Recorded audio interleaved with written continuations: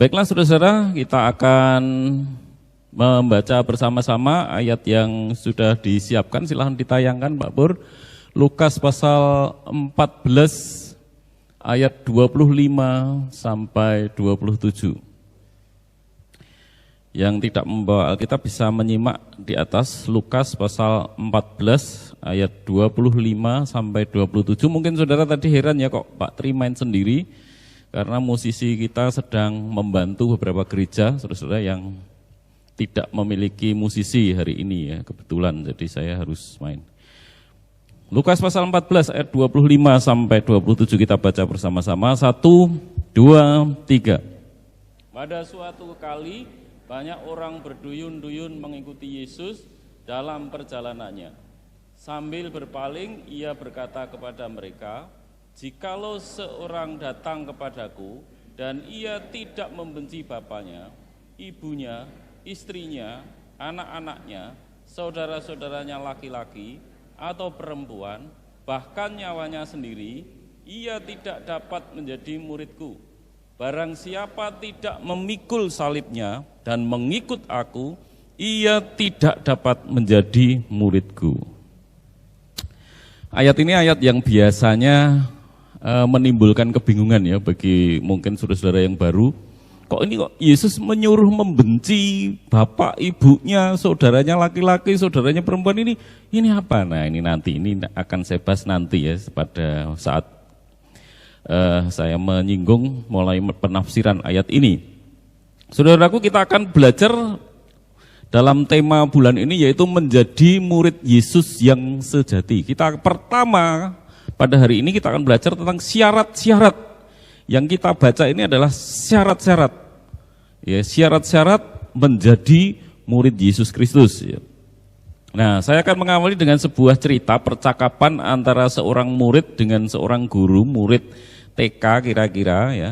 Murid itu berkata kepada gurunya seperti ini, "Kemarin saya membunuh lalat betina 3 dan lalat jantan 2. Gurunya heran, "Loh kok kamu bisa tahu mana lalat betina, mana lalat jantannya?" "Tahu, Bu." "Dari mana?" "Karena 3 lalat yang betina itu dia hinggap di cermin."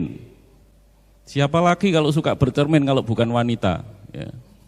"Yang 2 hinggap di bungkus rokok." Berarti siapa lagi yang rokok kalau tidak pria pada umumnya ya. Makanya anak ini menyimpulkan 3 betina lalat, 2 lalat pria. Nah, maksud cerita saya ini saudara-saudara, dalam pikiran semua orang sesungguhnya sudah ada pola ya. Pola-pola yang kita dapat menyimpulkan ya. Biasanya kalau pramugari, contohnya pramugari aja kalau saudara naik pesawat ya, pramugari itu wanita ya. Pramugari itu biasanya mesti langsing, cantik, tinggi, pinter, ya, pinter bahasa Inggris, minimal seperti itu. Itu pramugari. Kalau pramugara sama saja. Yang pria juga demikian ya, awak kabin yang pria ganteng, tinggi, ya. Pasti seperti itu. Nah kalau seperti saya ini biasanya petugas ngelepas ganjelnya pesawat, roda pesawat. Nah demikian pula saudara-saudara kalau tadi saya bilang pramugari seperti ini, seperti itu, seperti itu. Demikian pula kalau kita bicara tentang siapakah murid Yesus. Murid Yesus adalah, nah langsung di dalam pemikiran kita, saudara, harus muncul syarat-syarat seperti ini. Murid Kristus pasti ada kriteria yang menjadi tuntutan wajar bagi seseorang yang menjadi murid Yesus. Ini murid Yesus loh saudara, muridnya Tuhan alam semesta, Allah sejati. Tuhan yang berkuasa atas surga, bumi, dan alam raya ini. Pasti ini ada syaratnya. Kalau saudara masuk TK, SD, ini murid-murid SD, murid-murid SMP, murid-murid SMA aja masuk pakai syarat, apalagi saudara menjadi muridnya Tuhan. Nah, pasti ada syaratnya, saudara-saudara. Nah, saya akan mengutip tulisan Dietrich Bonhoeffer Dietrich Bonhoeffer ini siapa? Saya sudah sering kutip, saudara.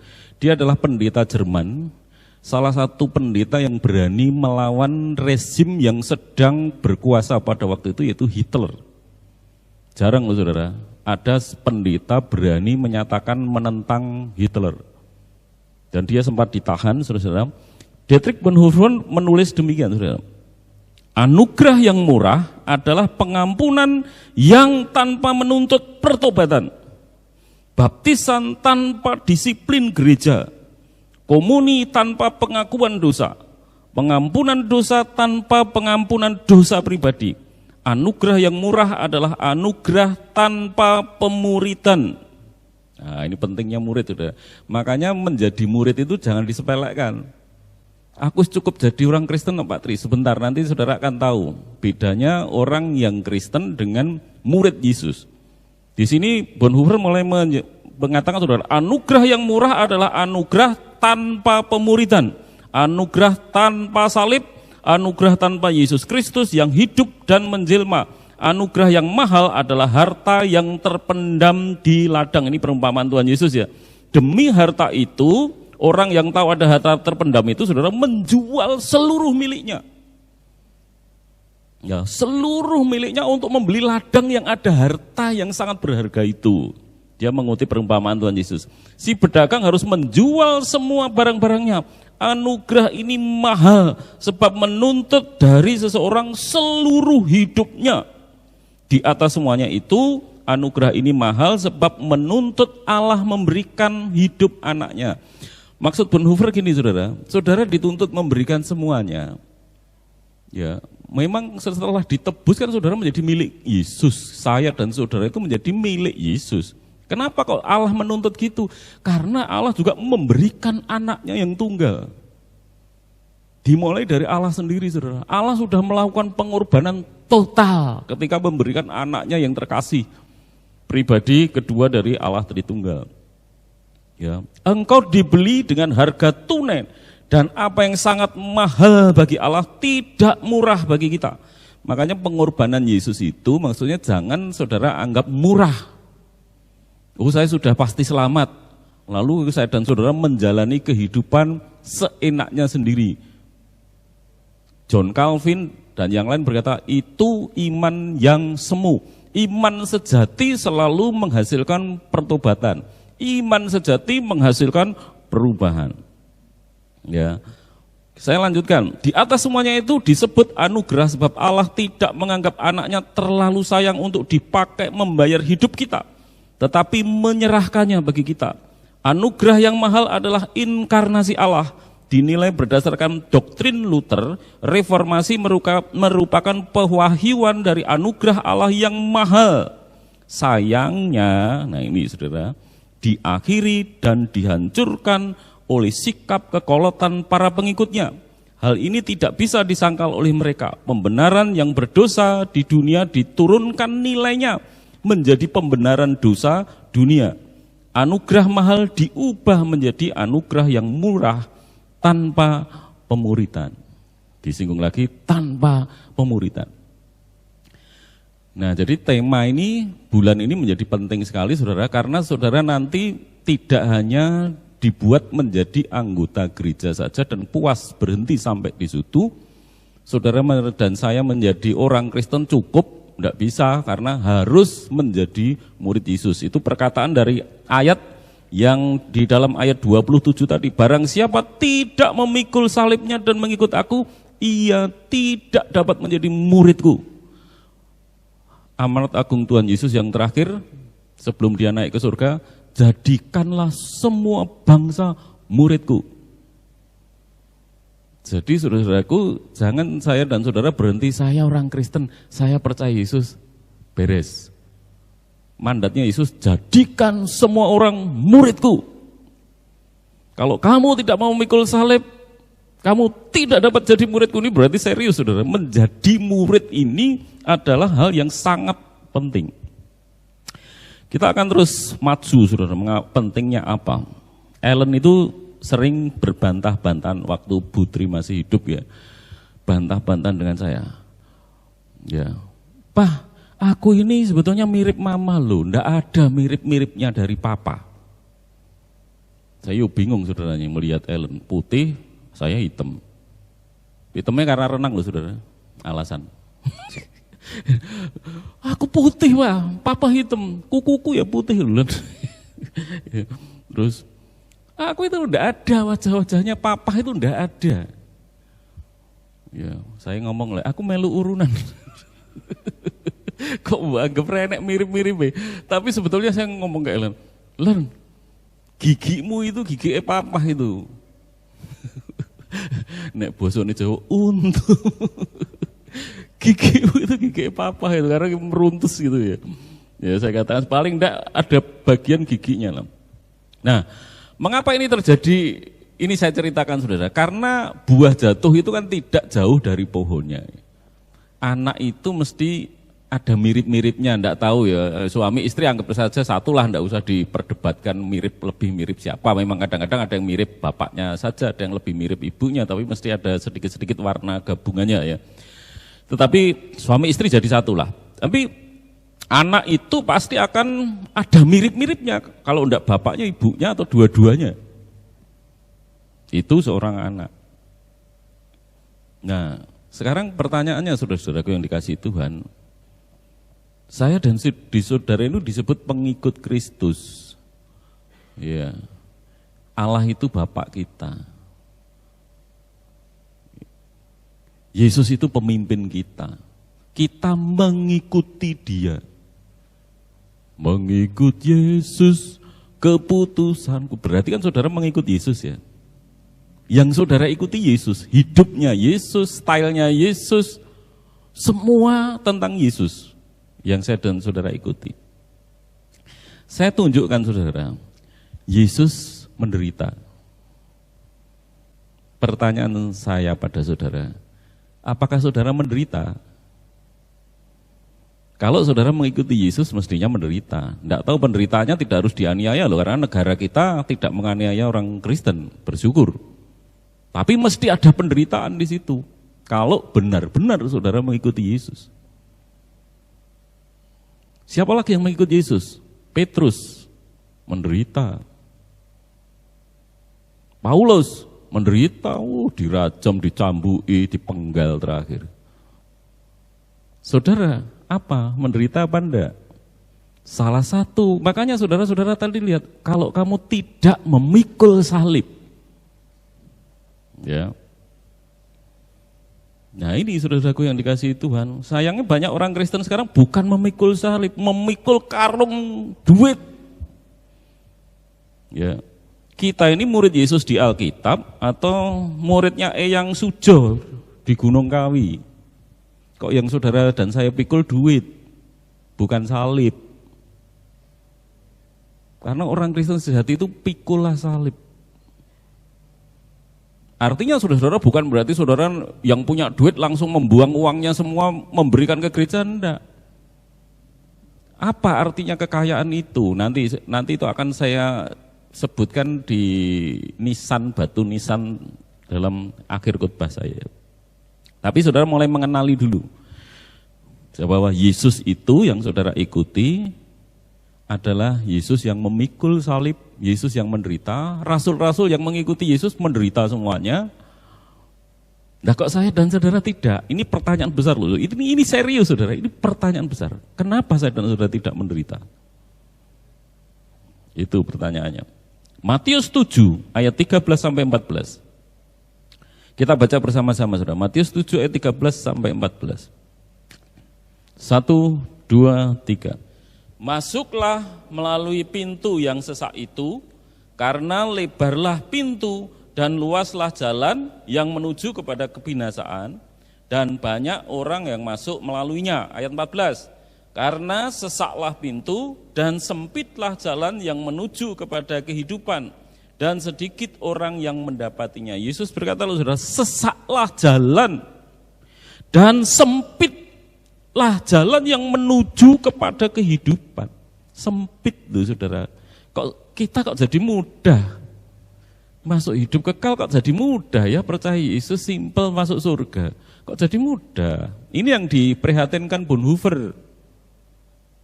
Kenapa orang Kristen sekarang kok jadi orang Kristen yang di dunia foya-foya mati masuk surga? Itu konsep dari mana? Maksudnya Bonhoeffer seperti itu.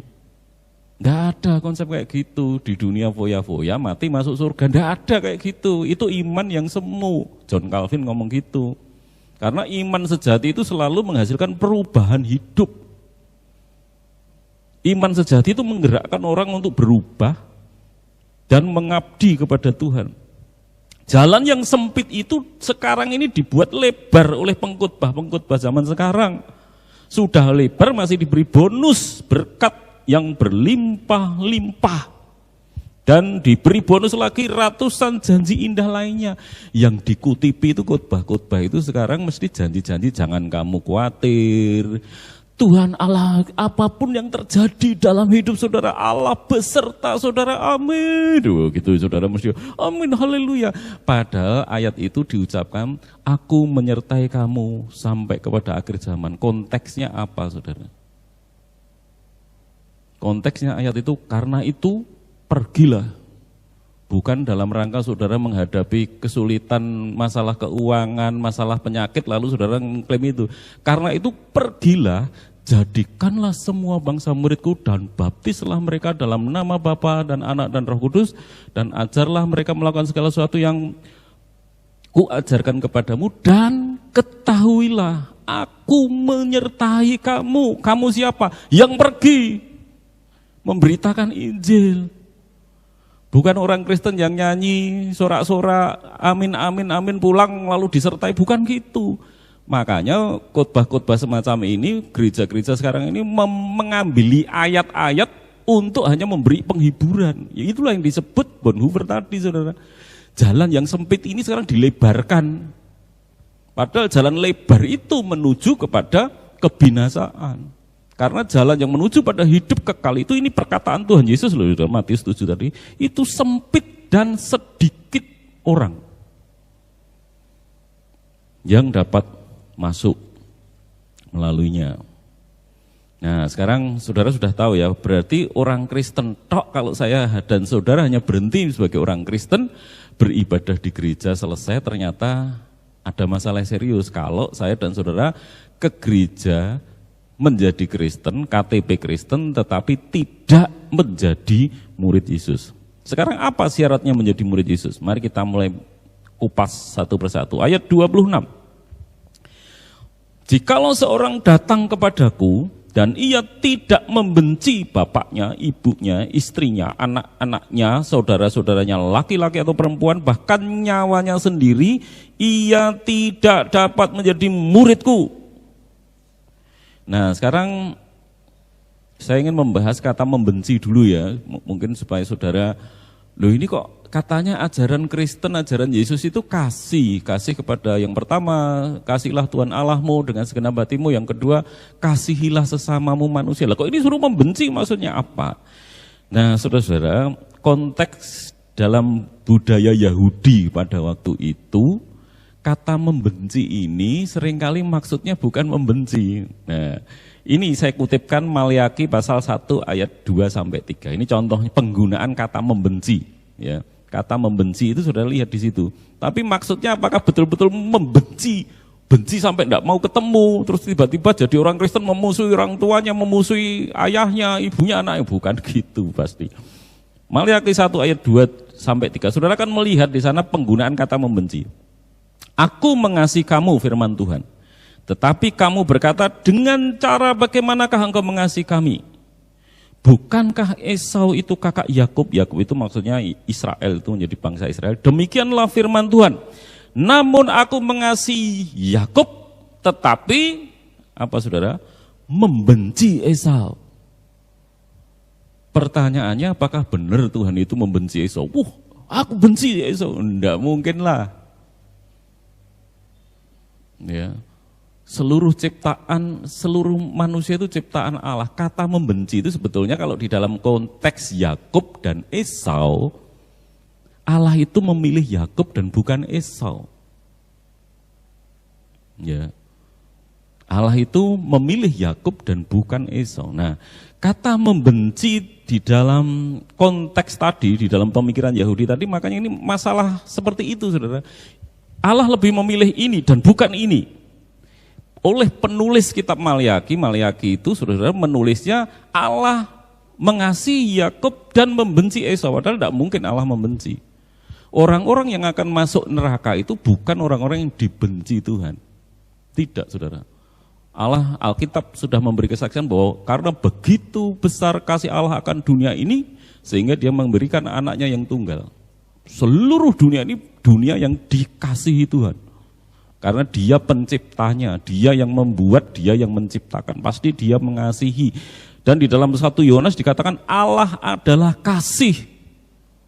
Tidak ada kebencian di dalam diri Allah. Nah, lalu mengapa saya dan orang-orang pilihan, saya dan saudara yang terpilih selamat dan yang tidak dipilih tidak selamat?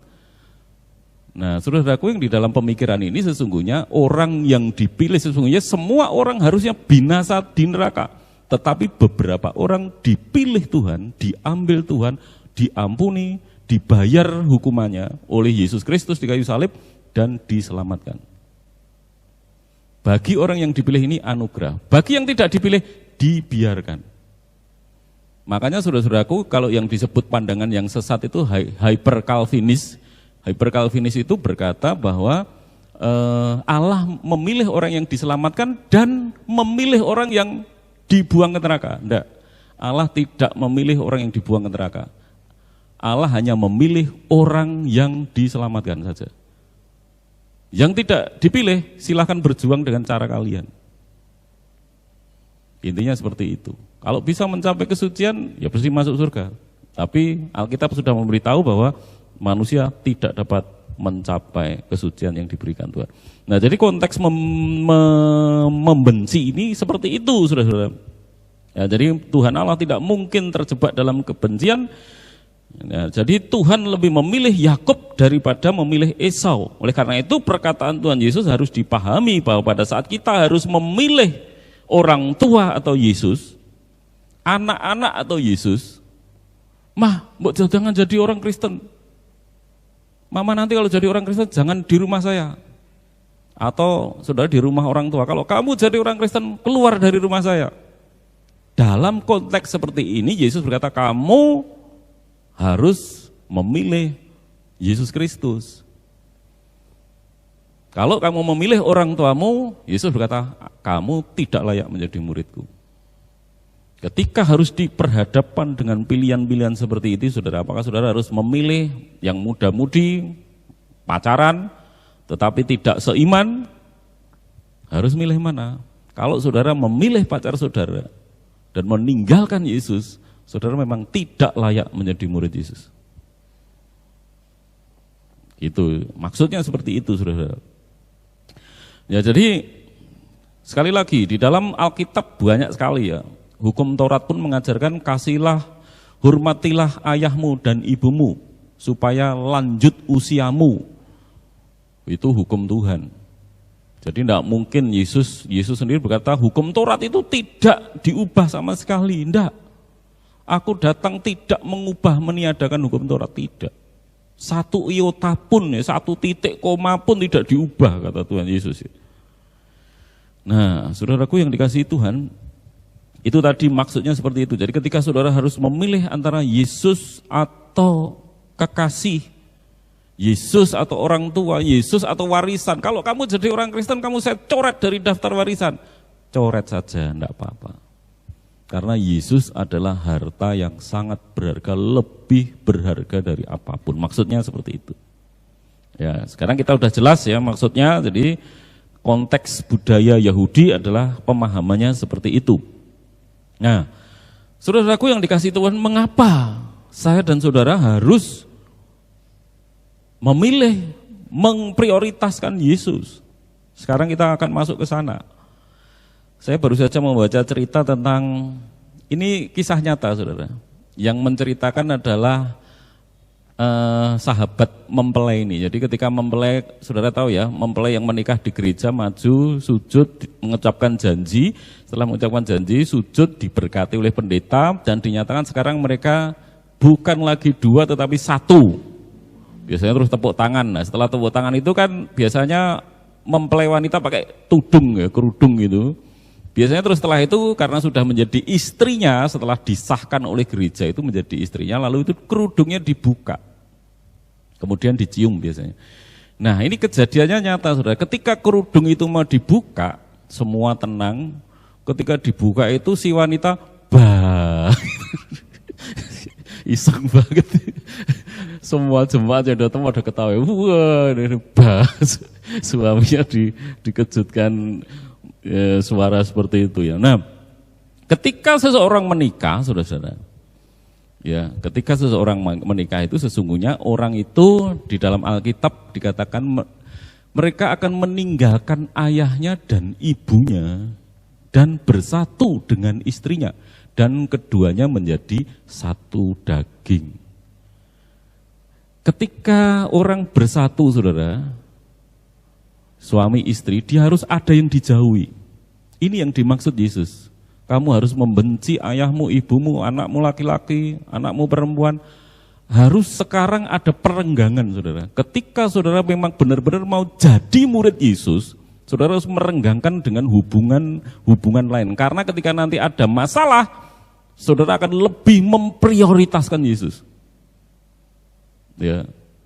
Bagaimana kalau saya tidak mau prioritasnya? Terserah, yang butuh Yesus itu saudara kok. Yang butuh keselamatan saudara. Saya dan saudara. Jadi kalau saudara dan saya tidak berada di surga pun tidak masalah bagi Yesus, saudara. Ya. Surga itu sudah banyak, sudah jutaan orang yang saat ini mati karena imannya. Kalau saya dan saudara karena lembek sekali iman saudara, itu masalah saudara, hanya menegaskan bahwa saudara bukan pilihan memang gitu ya. Tetapi kalau saudara berani kehilangan nyawa saudara, maka tadi kan disebut ya, di dalam ayat 26 ya, jikalau seorang datang kepadaku dan ia tidak membenci bapaknya, ibunya, istrinya, anak-anaknya, saudara-saudaranya laki-laki dan perempuan, bahkan nyawanya sendiri. Nyawanya sendiri, saudara. Makanya bahkan kalau saudara diancam dengan pisau pun, ludahi gambar Yesus, sangkal Yesus, enggak, tusuk saudara, jelek, ya saudara harus siap. Kalau memang saudara siap, ya berarti memang saudara memang pilihan. Karena ini syaratnya menjadi murid, berarti saudara murid Yesus. Tetapi kalau saudara hanya di gereja, ketika nanti menghadapi kondisi seperti itu saudara, sangkal Yesus, ludah Yesus. Kan ada itu ya, dulu orang komunis yang orang-orang suruh meludahi gambar Yesus, fotonya Yesus, cuh gitu ya. Nah kalau saudara mau berarti memang saudara Kristen tetapi bukan murid. Karena murid itu akan mempertaruhkan nyawanya. Endingnya sampai nyawanya, saudara. Kehilangan nyawa tidak masalah, itu baru muridnya Yesus.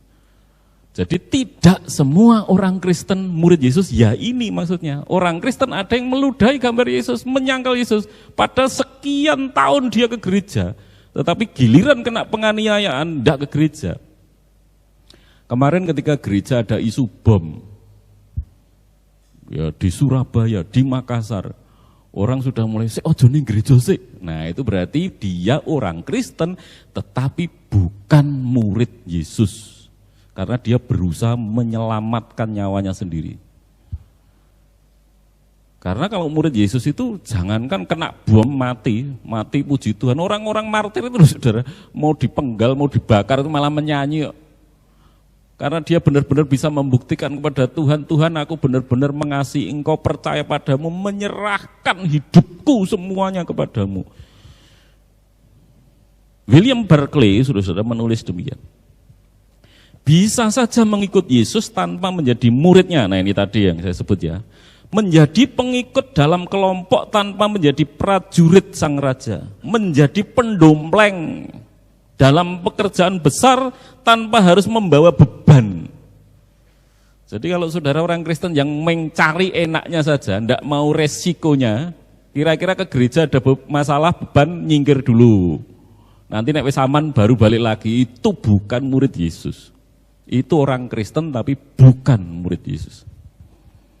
Ya pendompleng namanya, disebut William Barclay loh saudara. Ya William Barclay itu buku-buku tafsirannya banyak di toko buku, saudara lihat. Menjadi pendompleng dalam pekerjaan besar tanpa harus membawa beban. Suatu ketika ada seorang yang berbincang-bincang dengan seorang guru besar mengenai seorang anak muda. Ia berkata, ada yang mengatakan bahwa anak muda itu adalah salah seorang murid Anda. Sang guru besar, dosen, menjawab dengan keras dan tegas. Ia mungkin menghadiri kuliah-kuliah yang saya bawakan, tetapi ia bukan salah seorang murid saya. Ada perbedaan yang amat besar antara turut hadir mendengarkan ajaran atau khotbah dan menjadi seorang murid. Nah, makanya sekarang saudara tahu ya maksud tema gereja itu kenapa kok membahas tentang murid. Karena tidak semua orang ke gereja itu muridnya Yesus. Tidak semua orang yang mendengar khotbah itu dia adalah muridnya Yesus. Masalahnya itu. Salah satu penghambat utama dalam gereja ialah begitu banyak yang menjadi pengikut Yesus, tapi hanya sedikit yang menjadi muridnya, kata Barclay. Itu loh saudara. Makanya sekarang tantangan saudara yang sekarang ini kita mungkin kelasnya hanya masih pendompleng. Ya saudara sendiri yang bisa mengukur loh. Saudara. Saya tidak bisa mengukur saudara. Apakah saudara ke gereja ini menjadi murid Yesus atau hanya kayak penggembira saja selama baik-baik saja ke gereja. Kalau tidak baik tidak ke gereja. Nah itu yang disebut pendompleng. Yang kedua saudara, syarat kedua ini tadi syarat yang pertama. Syarat pertama adalah lebih menghargai hubungan dengan Kristus daripada hubungan dengan siapapun. Ya, lalu yang kedua, siap mengorbankan apapun dengan Kristus, ayat 26. Jikalau seorang datang kepadaku dan ia tidak membenci bapaknya, ibunya, istrinya, anak-anaknya, saudara-saudaranya laki-laki dan perempuan, bahkan nyawanya sendiri ini tadi, ia tidak dapat menjadi muridku. Mengapa ini ditekankan Tuhan Yesus, saudara? Karena lebih banyak orang yang mengasihi nyawanya daripada mengasihi Yesus. Ya. Banyak orang yang lebih mengasihi nyawanya daripada mengasihi Yesus. Ketika awal COVID, saudara, saya dan Putri masih awal-awal, jadi saya dan Putri belum terkena COVID yaitu. Kami jemput Ellen ke Surabaya, saudara, makan di Surabaya. Ya. Ketika di mana itu yang di area Citra, apa perumahan Citra itu loh, yang makanan banyak itu. Saya jalan di situ sama istri, saudara. Ada orang tua itu melihat saya itu, terus saya jalan, dia menghindari, berusaha menghindari karena apa? Dia begitu melindungi nyawanya ini loh saudara. Sampai dia malah kejungkel miduk ke trotoar saudara. Kasihan tuh. Nah itu yang disebut orang itu pada umumnya mengasihi nyawanya. Mengapa saudara jangan sampai kena COVID? Karena saya bisa mati, itu kan saudara mengasihi nyawa. Pada umumnya memang seperti itu, tidak masalah, sebetulnya tidak masalah. Memang Tuhan Yesus mengajarnya, kasihlah Tuhan Allahmu seperti engkau mengasihi dirimu sendiri. Ada ayatnya. Tetapi kasih kepada diri sendiri itu, Yesus memberi warning lagi. Ketika kamu harus memilih mengasihi Yesus, mengasihi aku atau mengasihi nyawamu, kamu harus mengasihi aku. Karena aku sudah memberikan nyawaku padamu untuk menebus kamu. Dan kalau saudara mengikuti Yesus, ya itu yang harus dilakukan. Inilah yang disebut tadi Injil itu, anugerah itu bukan murahan. Gitu saudara-saudaraku. Ya, jemaat mula-mula itu saudara mereka bersedia hidup sengsara di bawah kekejaman. Lari dikejar meninggalkan rumahnya jadi buronan. Di Rumania, di RRC, di Rusia. Orang-orang Kristen itu dikejar-kejar, saudara. Dan mereka tidak meninggalkan imannya. Saudara, di sini tuh tidak ada yang ngejar. Ya paling ketakutan kita yang utamakan COVID aja ya. COVID itu bisa mati, Putri meninggal karena COVID. Bagi saya itu, ya itulah petunjuk saudara-saudaraku. Memang harus seperti itu, tetap bertahan. Ketika Putri kena COVID meninggal, apakah saya berhenti dan kemudian ketakutan? Saya sempat trauma, jujur. Pak Eko itu setelah Putri meninggal, Pak Eko datang manggil saya Trihadi Anto kan, tok, aku arep ning omahmu. Ketemu kakak saya yang podo-podo kena COVID wedi saudara saya. Aslinya mau ngomong ojo, tapi kok kakak saya wis suwe ketemu. Akhirnya iya saya gitu. Buarku tuh sebelum kakak saya datang pasang masker, padahal saya wis kena COVID itu. Tetap ada fobi, tetap ada ketakutan. Tetapi apakah saya membiarkan itu? Tidak. Karena saya mengerti benar ajaran Tuhan Yesus. Kalau kamu mengasihi nyawamu sendiri, Putri itu malah rela berkorban. Ya, dalam kondisi COVID, merajalela, ibadah tetap jalan, dia tetap melayani, dia khotbah terakhirnya minggu sore itu saya sudah kena COVID. Ya, Putri masih sempat melayani Tuhan minggu sore dalam ibadah. Nah inilah yang disebut saudaraku sebenarnya tidak mengasihi nyawanya, bahkan sampai mati kena COVID pun kalau dari dalam karena kita melayani Tuhan oke. Mau memang gereja itu persekutuan. Sekarang gereja-gereja seperti gereja kita, saudara, beribadah langsung. Hanya tersisa beberapa orang yang mungkin ketakutan, berusaha melindungi nyawanya.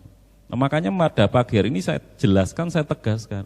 Ada orang Kristen, ada yang murid Yesus. Tidak semua orang Kristen itu murid Yesus. Tertullianus menulis seperti ini, saudara. Kami tidak malu dengan Kristus, karena kami bangga menjadi murid-muridnya. Nah, murid-murid itu selalu dihubungkan dengan apa? Kesediaan menderita. Kita lihat. Dan di dalam namanya kami menderita. Menderita bangga. Itu yang disebut murid Yesus. Kalau saudara menghindari penderitaan, ya padahal saudara harusnya melayani, padahal saudara harusnya beribadah, saudara menghindari penderitaan itu, saudara baru penumpang tahapnya, belum sampai menjadi murid Yesus. Sebutan Kristen artinya adalah Kristus kecil. Ya. Di Antioquia orang Kristen pertama disebut orang Kristen, Kristus kecil. Nah, kalau Kristusnya yang sejati itu memikul salib, pertanyaan saya sama, di mana salib saudara? Karena kita tahu saudara, Kristus itu tidak dapat dipisahkan dengan salib. Dia sejak datang mulai melayani, dia sudah berbicara tentang penyalipannya, dia sudah berbicara tentang penyalipan. Dan dia sudah berbicara pada murid-muridnya sebelum Yesus disalibkan, kan itu ayat yang kita baca tadi. Barang siapa mengikut aku, dia harus memikul salibnya. Itu Yesus belum disalib. Karena memang Yesus itu identik dengan salib. Orang yang mengikuti Yesus harus memikul salib. Kita sering mengecam Thomas, saudara. Memang Yesus mengecam iman Thomas ya. Thomas kan waktu Tuhan Yesus bangkit, murid-murid sudah ketemu Yesus, Thomas berkata, aku tidak akan percaya kalau Yesus bangkit sebelum aku mencucukkan jariku ke lubang luka Tuhan Yesus. Seminggu kemudian Tuhan Yesus menampakkan diri pada saat murid-murid kumpul. Langsung Thomas dipanggil. Thomas ke sini. Silakan cucukkan jarimu ke lubang mana yang kamu pilih. Ada lubang di tembus jantung, tangan. Jadi lubang-lubang Tuhan Yesus itu masih semua, saudara. Babak belurnya tubuhnya Yesus ada semua. Thomas melihat. Setelah itu Thomas mengaku, ya Tuhanku, ya Allahku. Baru itu pengakuan iman Thomas, dia percaya bahwa Yesus adalah Tuhan. Yesus itu Allah, anak Allah yang benar. Dia kembali menemukan imannya. Terus Yesus berkata, berbagailah orang yang tidak melihat namun percaya. Dengan modal perkataan ini seringkali kita meremehkan Thomas. Iya, percayanya karena melihat dulu. Tapi ada bagusnya Thomas loh saudara. Menurut saya ada bagusnya. Karena Thomas setelah melihat luka-luka Yesus, melihat babak belurnya Yesus untuk menebus dosa dia, lubang-lubangnya yang menganga, bukan lubang-lubang halus itu saudara, lubang-lubang yang menganga, tubuhnya amburadul, di luka-luka seluruh tubuh Yesus saudara, untuk menebus Thomas juga. Thomas setelah itu apa? Dia menginjili di India dan Afrika. Kemungkinan besar dia mati di Afrika, saudara, karena diseret oleh imam-imam penyembah dewa matahari. Karena banyak membalikkan orang menjadi pengikut Yesus. Akhirnya Thomas itu dibakar. Dibakar tapi tidak mati, anehnya kayak Sadrak Mesak itu, saudara. Akhirnya imam-imam dewa matahari itu melempari mereka dengan lembing, tombak, dan ada yang tetap tidak kena, Thomas ditusuk, jelup, baru mati. Awalnya Thomas meragukan, saudara, tetapi setelah dia melihat luka Yesus, dia mengerti bahwa betul-betul Yesus menyerahkan nyawanya bagi kita. Dia menderita betul, saudara, serius menderita. Nah, makanya saudaraku, pertanyaan selanjutnya, di mana penderitaan kita? Thomas sudah menderita. Awalnya Thomas tidak percaya Yesus banget. Tetapi setelah dia melihat luka-luka, makanya saudara, perjamuan kudus itu selalu menghadapkan saya dan saudara kepada penderitaan Yesus. Ya. Menghadapkan saya pada pengorbanan Yesus, ya. Dan kita melihat, saudara-saudaraku, apakah kita rela menderita? Nah, ini yang terakhir saya janjikan di atas tadi. Di batu nisan makam seseorang di Inggris, di batu nisannya itu ditulisi demikian, aku kehilangan yang aku simpan. Seolah-olah yang mati itu berkata, yang aku simpan itu ternyata hilang. Tetapi yang aku berikan sebagai derma, sebagai persembahan, itu yang aku miliki sekarang. Jadi intinya gini, saudara, seberapa banyak harta yang saudara gunakan untuk diri saudara, saudara simpan, itu akan ketika saudara mati, itu saudara kehilangan yang saudara simpan itu. Tetapi apa yang saudara berikan di sini maupun kepada sesama saudara, atau untuk pekerjaan Tuhan, saudara malah mendapatkan yang itu kekayaan saudara di surga. Makanya Yesus, jangan menumpuk kekayaanmu di dunia, karena di dunia ngengat dan karat merusakkannya. Tumpuklah hartamu di surga. Ini baru masalah harta, saudara. Apalagi kalau saudara kehilangan nyawa saudara, karena saudara melakukan kehendak Tuhan. Ya. Hari Rebu ya kemarin saya membahas tentang kenapa kok rasul-rasul dikatakan kalian nanti duduk di tahta bersama dengan aku menghakimi ke-12 suku Israel. Karena Yesus sedang berbicara rasul-rasul, 11 rasul itu nanti akan mati menderita semuanya. Karena orang mereka mati menderita semuanya, makanya dikatakan besok kamu akan duduk di tahta bersama-sama dengan aku menghakimi, tetapi bukan duduk dengan Allah Tritunggal ya. Dalam konteks menghakimi 12 suku Israel. Amin. Kita akan menyanyikan sebuah lagu. Mari kita menjadi murid Yesus, saudara. Jangan berhenti menjadi anggota gereja, jangan berhenti menjadi orang Kristen. Tantangan kita adalah saat ini bagaimana saya dan saudara menjadi sungguh-sungguh murid Yesus yang sejati.